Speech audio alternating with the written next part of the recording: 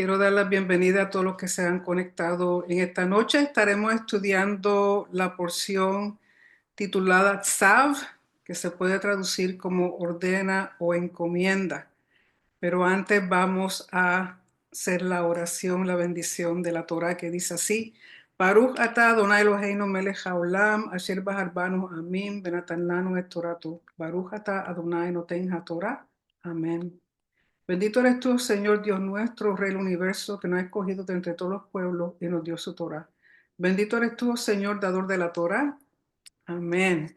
Como les decía, la porción de esta noche es titulada Tzav, ordena o encomienda, y se encuentra en Levítico capítulo 6, verso 8 al capítulo 8, verso 36. Recuerde que si usted está utilizando una Biblia o un Chumash, pues la numeración va a ser un poquito diferente. Y esta noche es un Shabbat especial, se le llama Shabbat Gadol, el Shabbat grande, porque tiene que ver con el último Shabbat antes de comenzar Pesaj. Bueno, no el último, sino el Shabbat antes de comenzar Pesaj.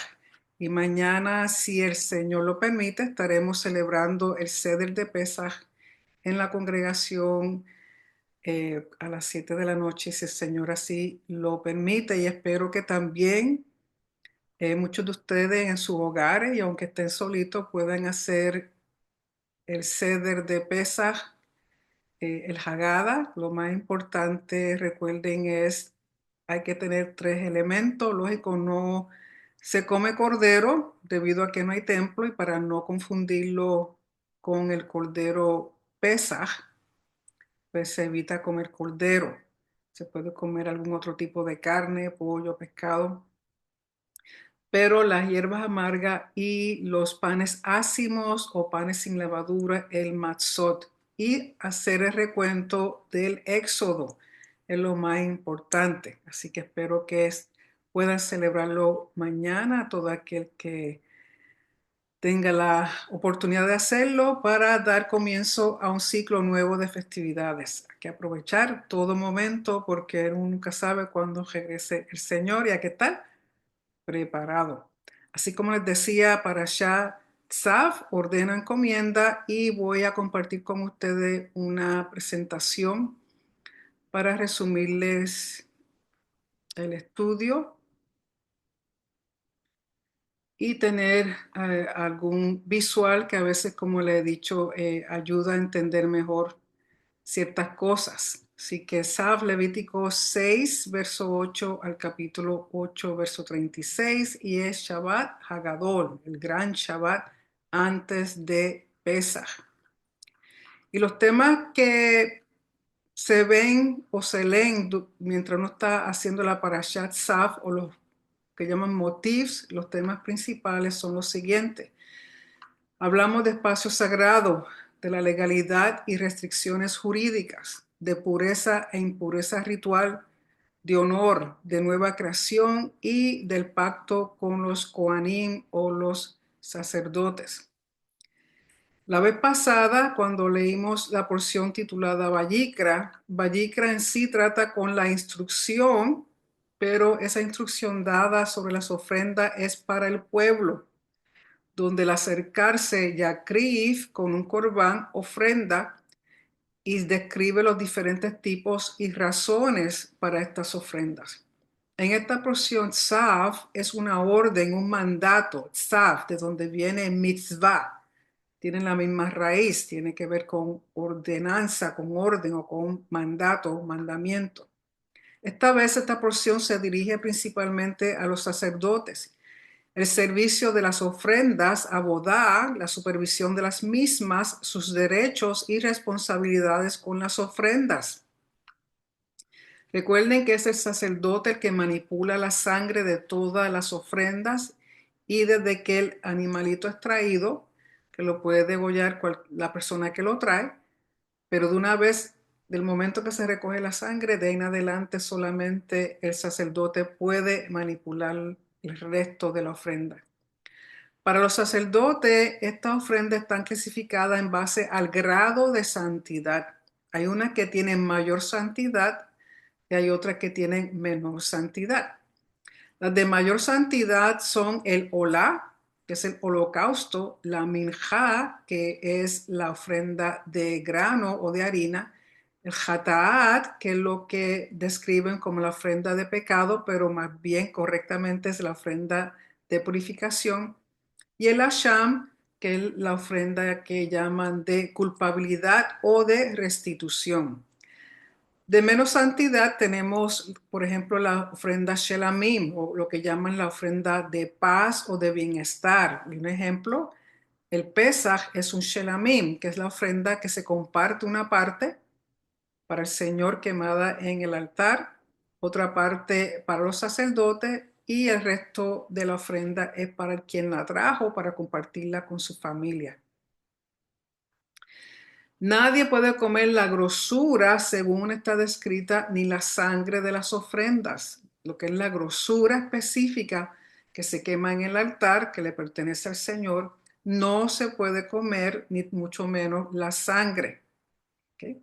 Habíamos explicado la vez pasada que esta grosura o esta grasa es una grasa específica dentro del animalito, una grasa más oscura y una grasa que usualmente está asociada con los órganos, cubre los órganos. El fuego sobre el altar es el Esh Tamid.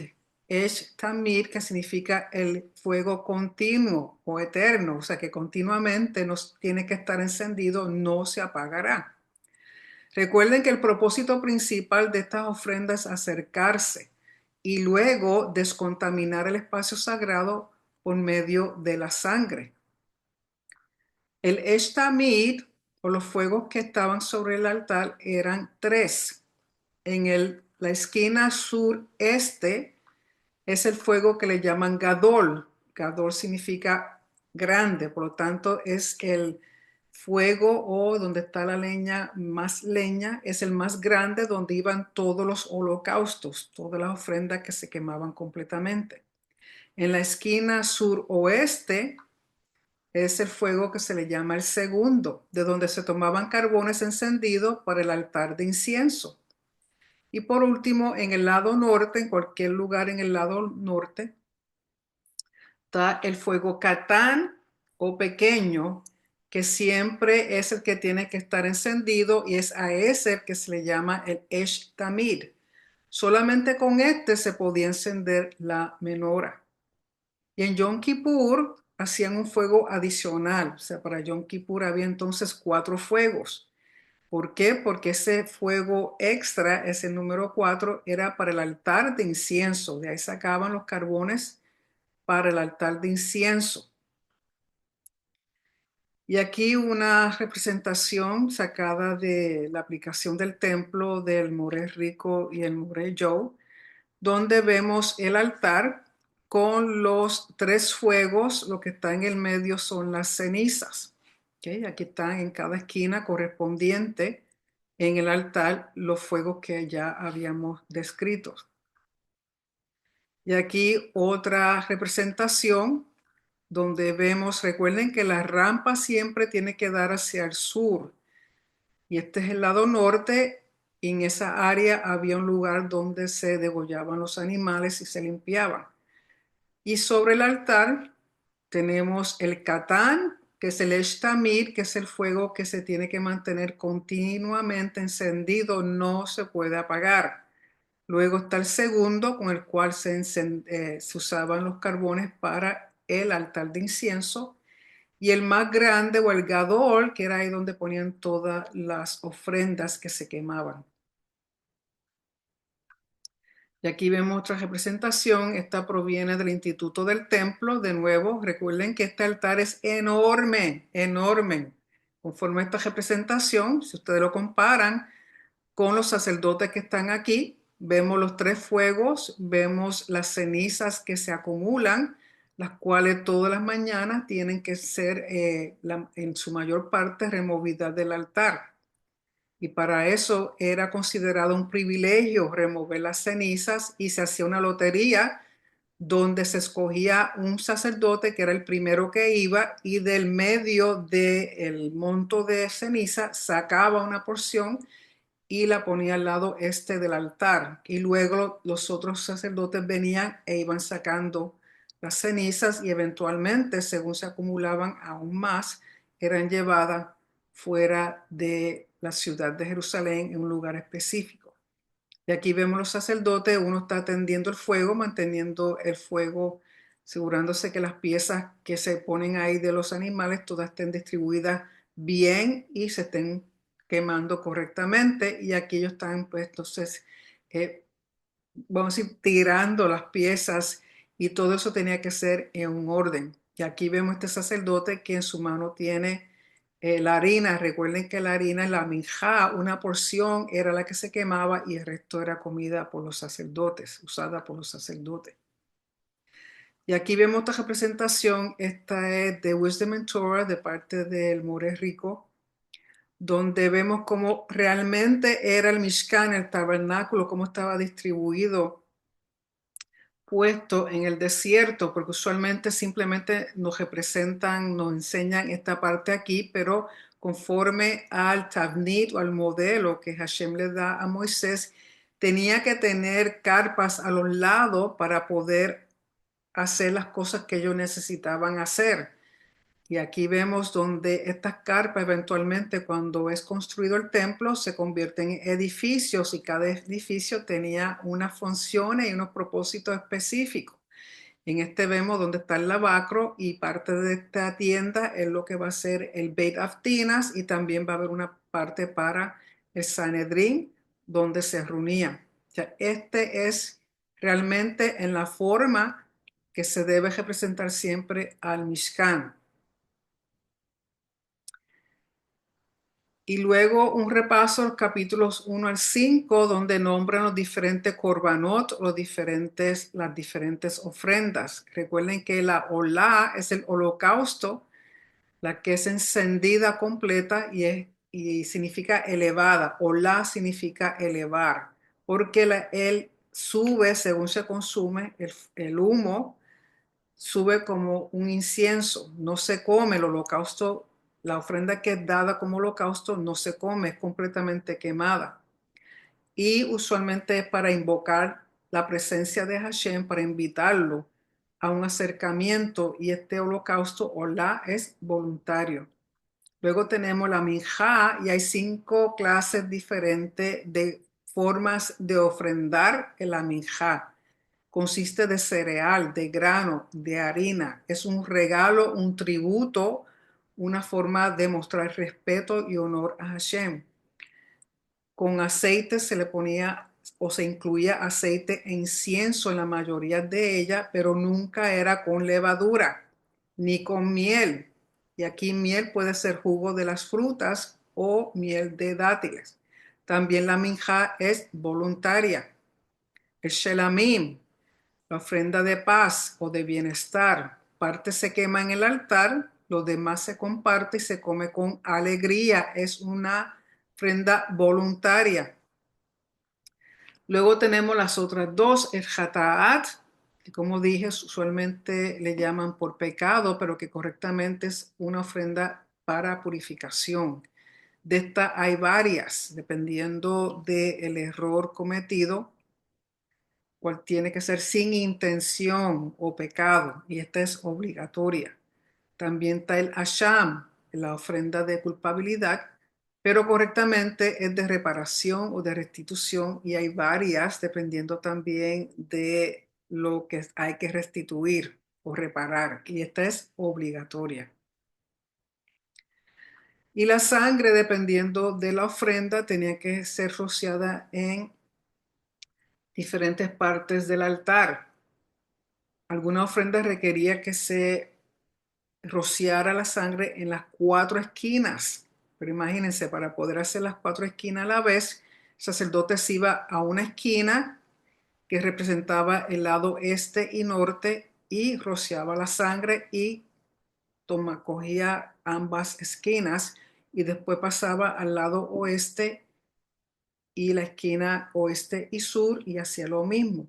Habían otras ofrendas, si ven esta marca aquí bien prominente, era una marca que distinguía que había ofrendas en cuya sangre tenía que ser rociada por encima de esa marca y habían otras que tenían que ser por debajo de esa marca. Todos esos detalles se encuentran en la Mishnah.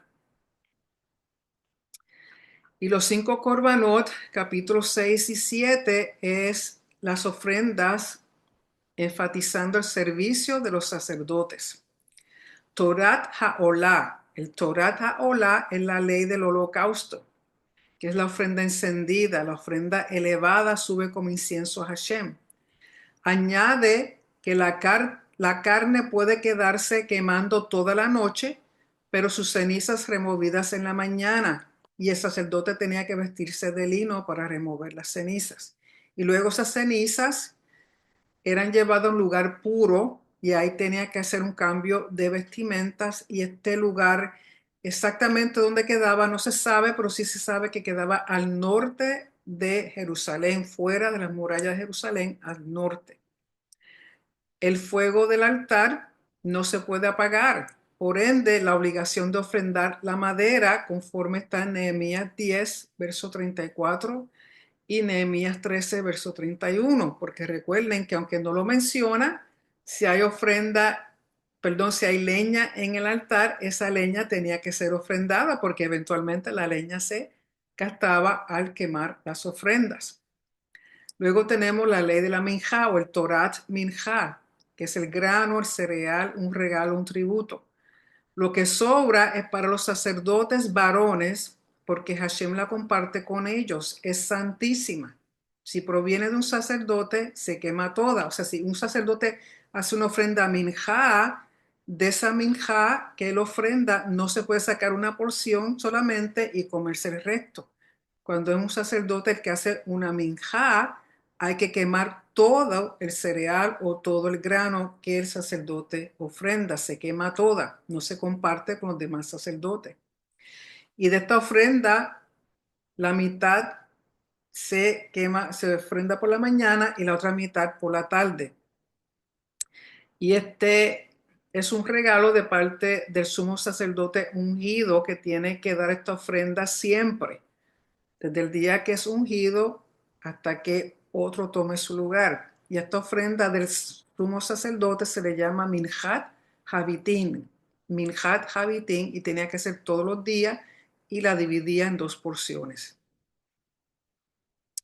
Como les decía, la ofrenda de la leña para el altar del atrio exterior, en Nehemías 10:34 dice: e hicimos echar suerte entre los sacerdotes y levitas y el pueblo respecto a la leña para la ofrenda, a fin de traerla a la casa, que es el templo de nuestro Elohim, según nuestras casas paternas, en tiempos determinados de año en año, para quemar sobre el altar de Hashem nuestro Elohim, como está escrito en la Torah. Nehemías 13:31 dice: así como para la ofrenda de la leña, los tiempos señalados, y para las primicias, acuérdate de mí, oh Elohim mío, para bien. Y luego, ¿qué tipo de leña se usaba? Tenía que ser de árbol de higo o brevas, como dicen en Colombia, árbol de nueces o árbol de bálsamo. Antes de usarse, se inspeccionaba la leña para ver si tenía gusanos o fue tomada la madera de una estructura ya construida. Y cuando uno se construye el templo, el lugar del atrio de las mujeres, si ustedes recuerdan, a los lados, en las esquinas del atrio de las mujeres, habían 4 edificios, diferentes a los edificios que están en las 4 esquinas de el Azará o del lugar donde está el santuario como tal. Así que el atrio de las mujeres habían 4 esquinas, y una de esas esquinas era para guardar leña, y ahí era esa leña que se recogía como ofrenda para el altar, y ahí era donde los sacerdotes inspeccionaban la leña para asegurarse que no tiene gusano o que haya sido usada en alguna otra construcción. Corbán Olá, las asociaciones tenían que estar vestidos de lino. En Revelación 7:9 dice: después de esto miré, y aquí una gran multitud, la cual nadie podía contar, de toda nación y tribu y pueblos y lenguas, que estaban en pie delante del trono y delante del Cordero, vestidos de ropas blancas, con palmas en sus manos, En Revelación 19:8 dice, y se le ha concedido que se vista de lino fino, limpio, resplandeciente, porque el lino fino son las acciones justas de los santos. Y recuerden que esas acciones justas están asociadas con los mandamientos. El fuego no se puede apagar, perdón. En Primera Tesalonicenses 5:17 dice, orad sin cesar. En Efesios 6:18 dice, orad siempre en el Espíritu mediante toda oración y súplica, velando también para ello con toda perseverancia y súplica por todos los santos. Porque recuerden que el fuego, el humo es asociado con incienso y el incienso sube y es asociado con la oración y el fuego, no tan solo en el altar de afuera, pero también en el altar de incienso en el santuario. Dice, sin templo, hoy día nuestras oraciones son los korbanot, son las ofrendas. En Oseas 14:2 dice, procuraos palabras y volveos a Hashem, decidle, quita toda iniquidad y acéptanos con benevolencia, y te ofreceremos los sacrificios de nuestros labios. En Hebreos 13:15 dice, ofrezcamos siempre por medio de él sacrificio de alabanza a Elohim, es decir, fruto de labios que confiesen su nombre. Y de hacer el bien y de la ayuda mutua no os olvidéis, porque de tales sacrificios se agrada Elohim. Y recuerden que el término sacrificio en sí no se debiera utilizar. Las traducciones siempre le llaman así, es más bien ofrendas, ofrendas. Las oraciones y los korbanot con respecto al Shaharit, Minja y Ma'ariv. El Korban Tamid era ofrecido a la hora tercera, que viene siendo las 9 de la mañana. Y el Shaharit es como si estuviéramos ofreciendo ese Korban Tamid. En el Salmo 5, verso 3 dice, oh Hashem, oirás mi voz de mañana. De mañana la presentaré ante ti y esperaré. En Hechos 2:15, porque estos no están borrachos como vosotros penséis, pues la hora tercera del día. Cuando Pedro dice eso, en el día de Shavuot o de Pentecostés, son apenas las 9 de la mañana. El Corban Tamid a la novena hora, el de por la tarde es a las 3 p.m., por la tarde a las 3. Y ese está asociado con la minjá. En el Salmo 14, sí, perdón, 141:2 dice, mi oración está aquí como incienso en tu presencia, mis palmas elevadas como ofrenda de la tarde.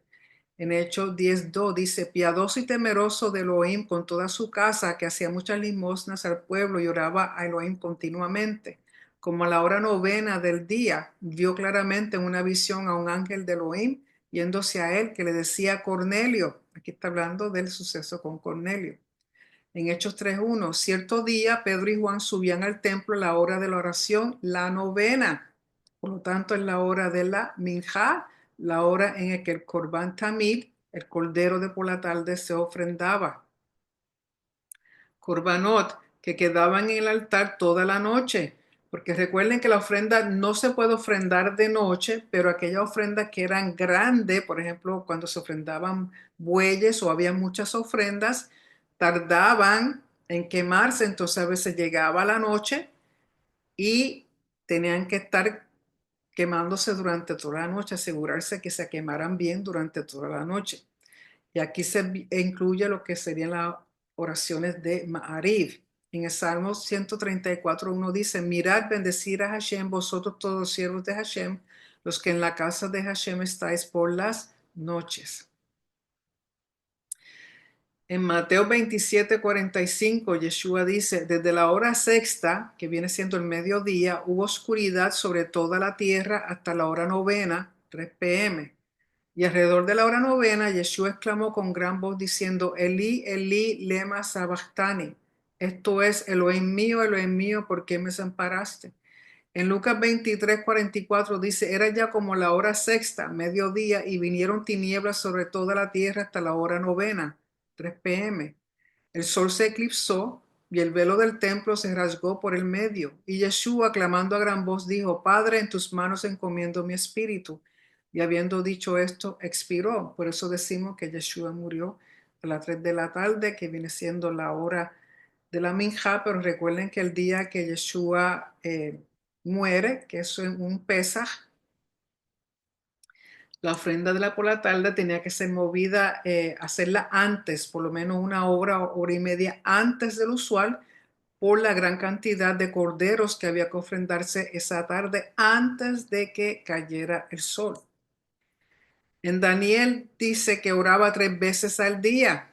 Daniel 6:10 dice, cuando Daniel supo que el edicto había sido firmado, entró en su casa y abiertas las ventanas de su cámara alta que daban hacia Jerusalén, se arrodillaba 3 veces al día y oraba y daba gracias delante de su Elohim como antes acostumbraba hacerlo.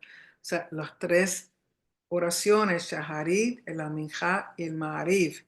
Y abría su puerta, su ventana, mirando hacia Jerusalén, que por eso también de ahí, y aun eh, cuando Salomón hace el templo, construye el templo y que lo dedica, habla de que cuando oramos debemos orar mirándose a Jerusalén. Por eso nosotros que vivimos acá, al lado de acá del otro lado del mundo, miramos hacia el este, mirando hacia Jerusalén cuando se ora. El origen de estas tres oraciones diarias, y recuerden que estoy hablando de esto porque estas oraciones hoy día no es que reemplacen completamente, pero son como una sustitución, ya que no podemos hacer los korbanot, no hay templo, por lo tanto nuestras oraciones sirven como si fueran ofrendas traídas al templo. ¿Y de dónde sale? Que son tres, Shaharit, Minjá y Ma'ariv. Según la tradición, dicen que en Génesis 19:27, Abraham madrugando se dirigió de mañana al lugar donde había estado en presencia de Hashem. Por lo tanto, el Shaharit origina con Abraham. La Minjá en Génesis 24:63 dice, e Isaac había salido a meditar al campo al atardecer. Por lo tanto, la Minjá se asocia con haber originado con Isaac. Y luego el Maariv en Génesis 28:10 dice, Jacob pues salió de Beersheba y se dirigió a Harán y llegado a cierto lugar pasó allí la noche porque ya el sol se había puesto. Por lo tanto, el Maariv, la oración de por la noche, se origina con Jacob. Los 5 corbanos enfatizando el servicio de los sacerdotes. Okay, aquí volvemos y decimos Torat Hataat, que la ley de la ofrenda de purificación o de pecado remueve impurezas absorbiéndolas. Se degolla la ofrenda al norte del altar, igual que la olá. Su carne es comida por el sacerdote que oficia y la puede compartir. Pero si la sangre entró dentro del Mishkan, o sea, cuando se pone sangre en el altar de incienso versus el altar de afuera, el de bronce, no se come. Tiene que ser totalmente quemada. Lo que toque esta carne queda santificado. La piel pertenece al sacerdote. Por lo tanto, las ofrendas de purificación, el sacerdote tiene que comerla. Si no la come, la invalida. Tiene que ser parte del proceso de purificación es que el sacerdote ingiera este tipo de ofrenda. Y este tipo de ofrenda, cuando la sangre es puesta en el altar de incienso, hay que quemarla completa, no se puede comer. El Torah Hasham, la ley de la ofrenda de reparación o de culpa. Su carne es comida por el sacerdote que oficia y la puede compartir. La piel pertenece al sacerdote. El comer la carne completa el proceso. De nuevo, si el sacerdote no la come, por la razón que sea, invalida la ofrenda. Tiene que ser consumida por el sacerdote. Luego tenemos la Torat Zebach HaShelamim. Recuerden que el término Zebach significa degollar. La ofrenda de paz, el Shelamim o de bienestar. Si es por acción de gracias, o sea, una persona puede traer un Shelamim por acción de gracias, una ofrenda Todá, o por un voto que hizo el Neder, o como un donativo. Nedavá tiene que ser voluntaria. Estas son ofrendas voluntarias y tienen diferentes instrucciones de acuerdo a cuál es, si es Todá, si es Neder, si es Nedavá. Y tiene que ser comida en estado de, comerla en estado de impureza conlleva a caret. Una persona que coma shelamim en estado de impureza cae en lo que se llama en karet. Recuerden que karet significa, hay diferentes formas de verlo. Una es que la persona muere inmediatamente por acción divina.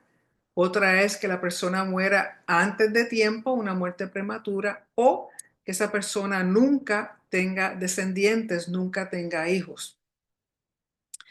En una ofrenda shelamim, el sacerdote oficiante recibe el pecho y la espaldilla, el muslo derecho, como pago por su servicio. Y esto es un estatuto perpetuo, algo que Hashem dijo, que el sacerdote que oficia shelamim le corresponde siempre estas piezas, eso es parte de su pago.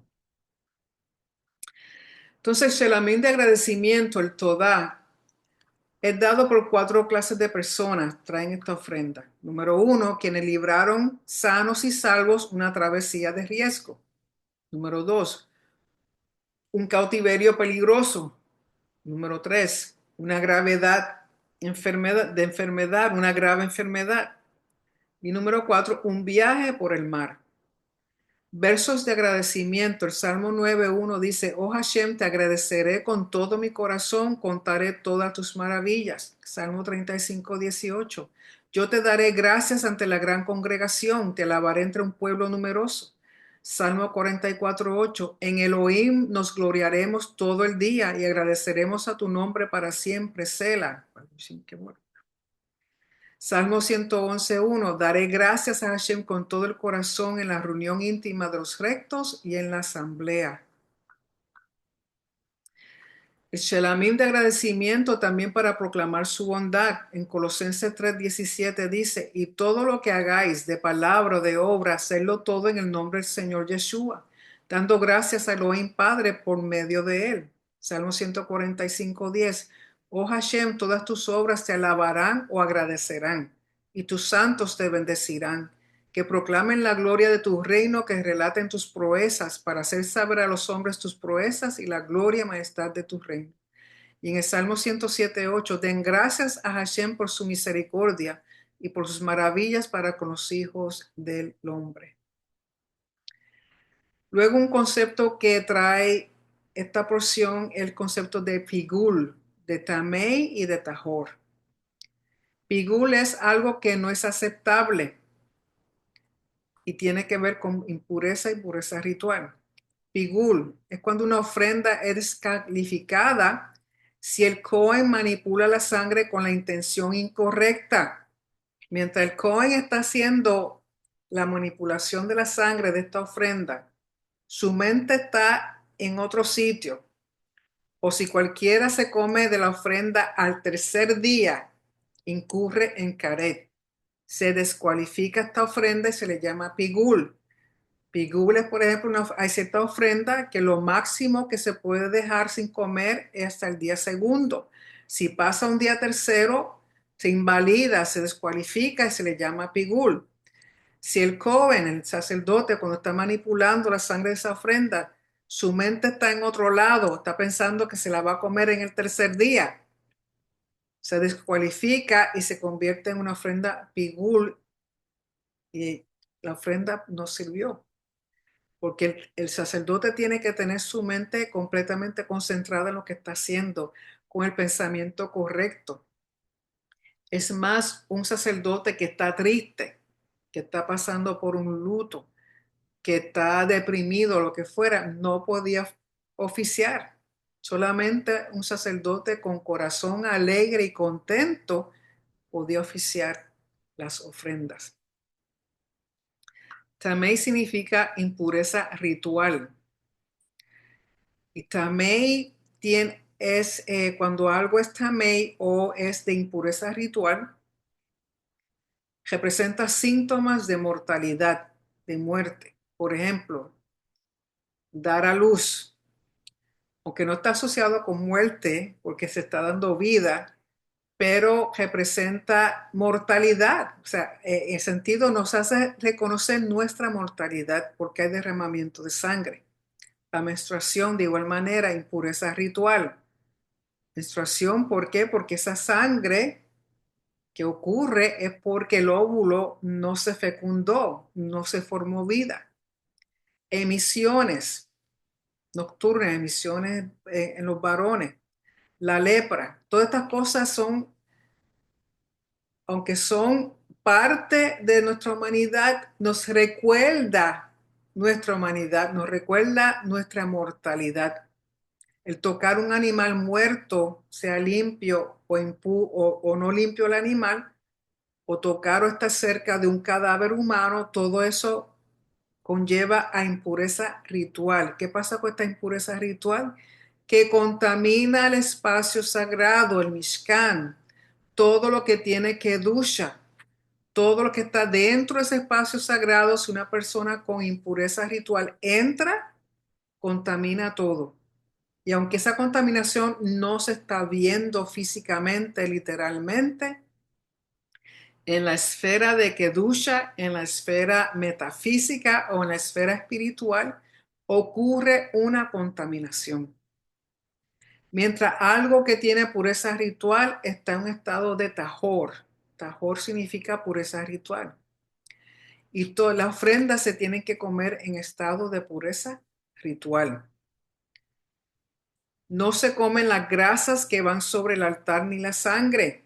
Si se comen las grasas, eso incurre en una transgresión porque esas grasas le pertenecen a Hashem. Son cosas santas.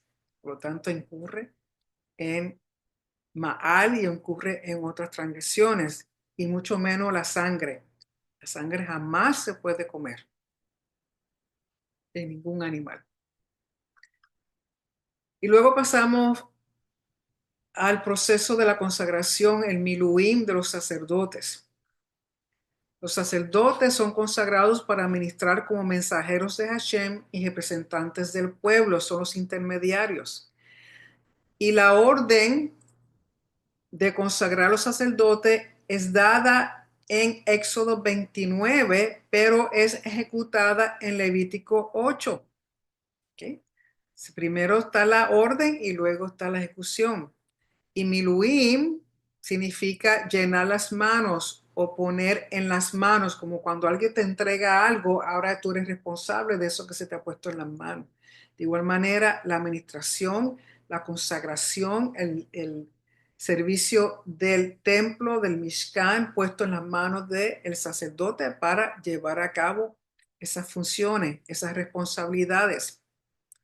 Moisés trajo las vestimentas sagradas, el aceite sagrado, había un becerro como ofrenda por el pecado o purificación y dos carneros. Uno se iba a utilizar como holocausto y el otro era para la ordenación. Además, una canasta de panes sin levadura. La congregación, edad, son los testigos, que incluye líderes de la comunidad y los ancianos de la comunidad. Tanto el Mishkan, sus muebles y utensilios, y los sacerdotes con sus vestimentas tenían que ser ungidos con aceite, el aceite que se preparó para ungir, el aceite de unción. Todo tenía que ser ungido, Mashach, de donde proviene Mashiach, está asociado con unción. Y esta ceremonia tenía que ser por 7 días. 7 días nos hace recordar la creación, el Edén, el templo. Tiene que ver con coronación, tiene que ver con Kedusha. Y mientras se está haciendo esta consagración, los sacerdotes no podían salir fuera del tabernáculo por 7 días. ¿Por qué? Porque hay una kedusha, una santificación, un espacio sagrado. Y esta consagración consistía de lo siguiente. Es un rito de transición. Había que lavarse en agua, hacer un mikvah. Tenían que ponerse las vestimentas sagradas, tenían que ser ungidos con aceite de unción para consagración e iban a pasar de una transición de ser personas comunes de la comunidad de Israel a sacerdotes santos. O sea, su honor es elevado en esta transición, en esta consagración. El ser ungido, cuando fueron ungidos con aceite, significa que recibieron aprobación divina. Fueron llenos del Espíritu Santo, porque la presencia del Espíritu Santo en un individuo representa el apoyo de Hashem y la sabiduría de Hashem en esa persona. El sumo sacerdote, que es el que más santidad tiene, es santificado, es sacado de la esfera de lo común y elevado a la esfera de Kedusha para cumplir su función, su rol y su propósito al acercarse al espacio sagrado. Tanto los kelim, los utensilios, como el Mishkan, como el templo, la divina presencia, la Shekhinah, tienen que ver con Kedusha. Por lo tanto, el sumo sacerdote, para poder acercarse a todo esto, a los utensilios, al Mishkan, al templo, a la divina presencia de Hashem mismo, tiene que estar en un estado de santificación bien elevada. Por eso el sumo sacerdote es el sumo sacerdote. Como dije yo, ordenación es un miluim, un llenar las manos. Y los sacerdotes tenían que ser ungidos con aceite y sangre, porque es elevarle el estatus a los sacerdotes, elevarle su honor. Y esta unción unía todo el Mishkan, especialmente el altar, con los sacerdotes. Ocurría una unión en el sentido espiritual, en el sentido de la esfera de la santidad. Es una relación tanto ritual como legal. Recuerden que había que poner sangre en el lóbulo de la oreja derecha. ¿Por qué oreja y por qué el lado derecho? Ya vamos a ver. En la oreja tiene que ver con Shema, con escuchar, con shomer, con guardar, con hacer. En el dedo del pulgar de la mano derecha tiene que ver con el servicio, con el abodá, con el hacer los mitzvot, los mandamientos. Y sangre en el dedo pulgar del pie derecho, porque el pie tiene que ver con halajá, con el caminar, con el derech, con el camino. La ceremonia era por 7 días, comer en presencia de Hashem todos los días que había que hacer estas ofrendas, porque tiene que ver con el pacto sacerdotal. Hashem hace un pacto con los sacerdotes.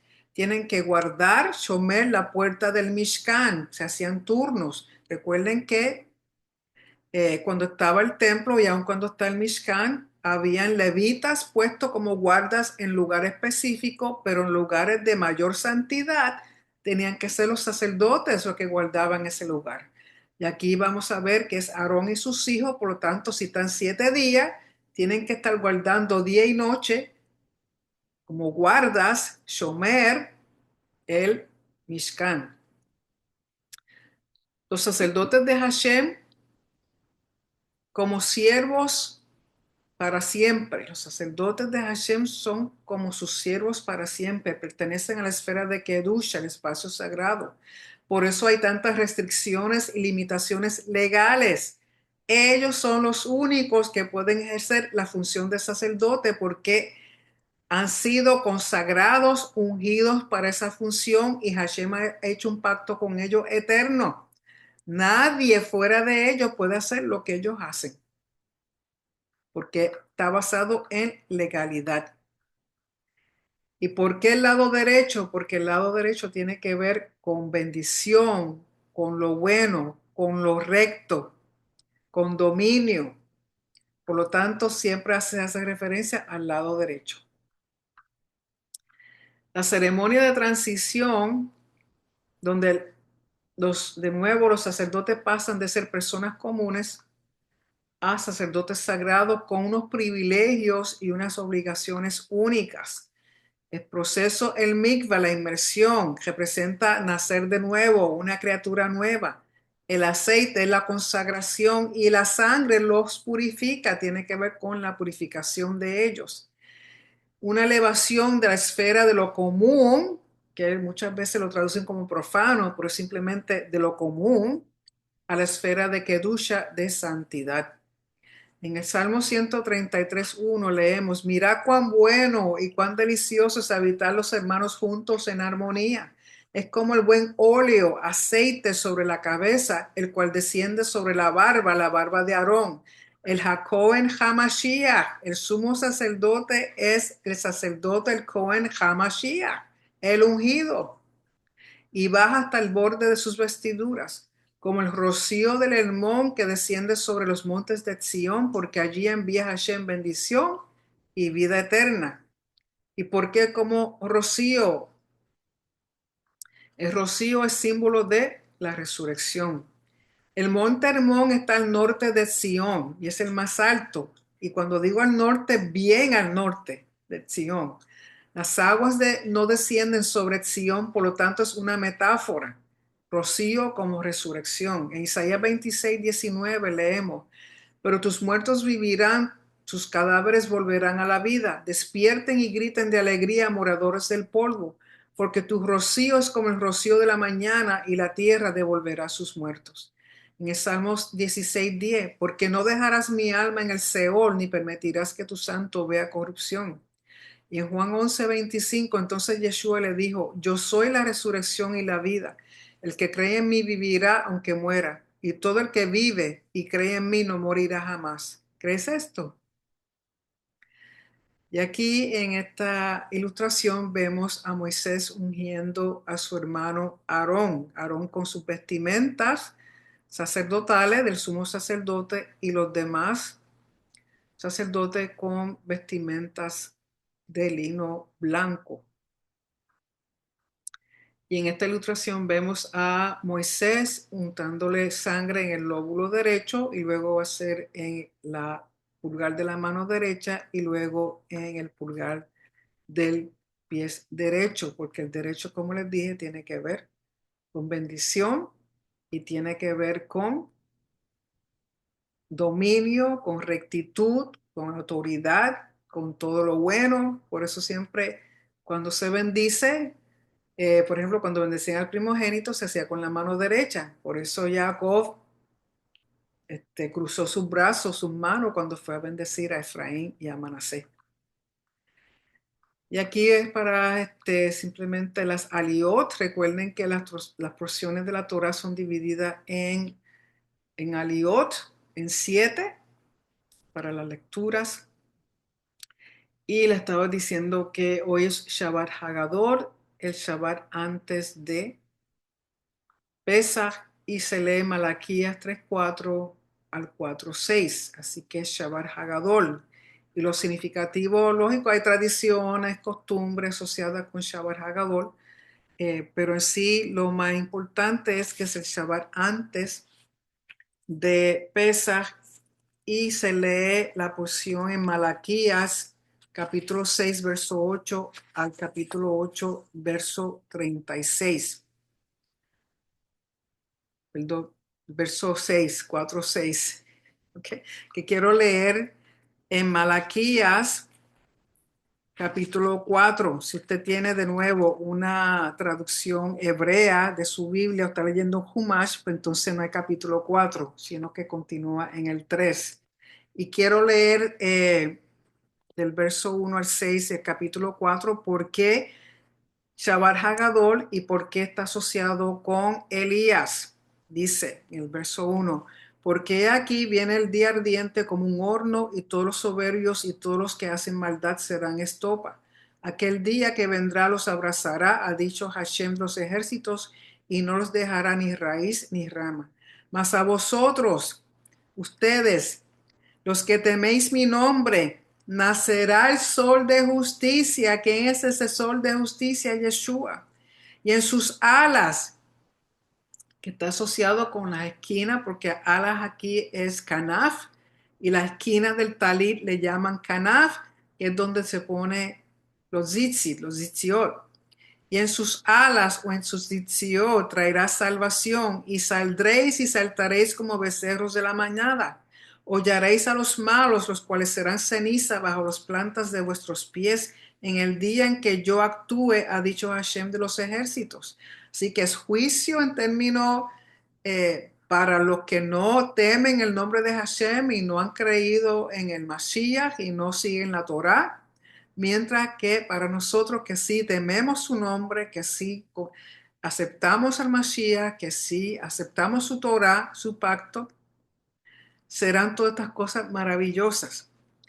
Y en el verso 4 dice, acordaos de la Torá de Moshe, mi siervo, al cual encargué en Horeb ordenanzas y leyes para todo Israel. He aquí, yo os envío el profeta Elías antes que venga el día de Hashem grande y temible. Él hará volver el corazón de los padres hacia los hijos y el corazón de los hijos hacia los padres, no sea que yo venga y hiera la tierra con maldición. O sea, Elías, el que proclama la venida o la llegada del Mashiach. Por eso Juan el Inmersor estaba asociado con Elías, porque él anunció la llegada de Yeshua. Y de igual manera, Yeshua regresará. Y antes de que Yeshua regresará, se tiene que levantar un Elías, se tiene que levantar uno que está anunciando. Por eso en Pesaj, mañana, cuando nos sentemos en el ceder de Pesaj, hay una copa que se le llama la copa de Elías, la cual se le echa vino y en un momento durante el ceder se levanta, usualmente le pedimos a un niño que lo haga, que abra la puerta a ver si Elías ha llegado, a ver si Elías está anunciando la llegada del Mashiach, porque a la que se vea Elías, sabemos que Mashiach está a la vuelta de la esquina. Por lo tanto, Shabbat Hagadol tiene que ver con Malaquías, que es el mensajero, y aquí el mensajero es el profeta Elías, anunciando la venida del Mashiach. ¿Sí? Así que con eso en sí es un resumen de la porción. Recuerden que estamos disponibles en diferentes medios, que usted puede vernos, escucharnos, ver los estudios. Así que les deseo que tengan un feliz Pesaj mañana, que puedan celebrar, que entiendan lo que se está haciendo, que entiendan lo que significa. Por lo tanto, mañana a la puesta del sol, el 13 de abril, comienza los 7 días de panes sin levadura nos sentamos a comer el ceder. Esta noche en el calendario hebreo ya ha comenzado el 14 de Nisan, el 14 de Aviv, hasta mañana la puesta del sol, que es donde nos sentamos a comer el ceder, que viene siendo el 15 de Nisan o el 15 de Aviv. Recuerde que el día 14 de Nisan no es un Shabbat. El día 14 de Nisan era el día en que se hacían los preparativos para Pesaj, se llevaban los corderos a el templo, el cordero era degollado, su sangre era puesta en el altar y luego se le entregaba al dueño de nuevo el animalito para ser asado, y una vez estaba asado era llevado a la casa donde iban a comerlo. ¿Ok? Pero a la hora que vienen a sentarse para comerse el Pesaj, ya es el 15 de Aviv o el 15 de Nisan, que es la primera noche de panes sin levadura, y eso sí es un Shabbat. Bueno, Shabbat en el sentido de que no se trabaja, es un Yom Tov, es un día bueno, si lo traducimos literalmente, es un día en el cual no se trabaja, tiene ciertas restricciones, parecido al Shabbat. Por lo tanto, el primer día de panes sin levadura es un Yom Tov, no se trabaja, y luego el séptimo día es otro Yom Tov, es una consagración, una asamblea santa, es un tiempo, una convocación santa. Por lo tanto, hay que reunirse el séptimo día de panes sin levadura. Toda esta semana vamos a estar comiendo panes sin levadura. Ya para mañana al mediodía, mañana sábado al mediodía, no debiera haber levadura en su casa, ni levadura visible, ni comer levadura por 7 días. Comemos, el que desea, come matzah. Matzah es lo que llaman eh, pan sin levadura o panes ácimos. A mí me encanta, yo lo estoy comiendo todo el año. Así que espero de nuevo, como le estaba diciendo, que tengan un feliz Pesaj, que disfruten. eh, si está solo, pues no importa. Como les dije, lean la historia del Éxodo. Si consiguen pan, matzah, si no, lo pueden hacer. Es muy fácil de hacer. Yo nunca lo he hecho, pero sé que es muy fácil de hacer, me han dicho. Y si hay recetas en el internet, donde quiera. Y disfruten.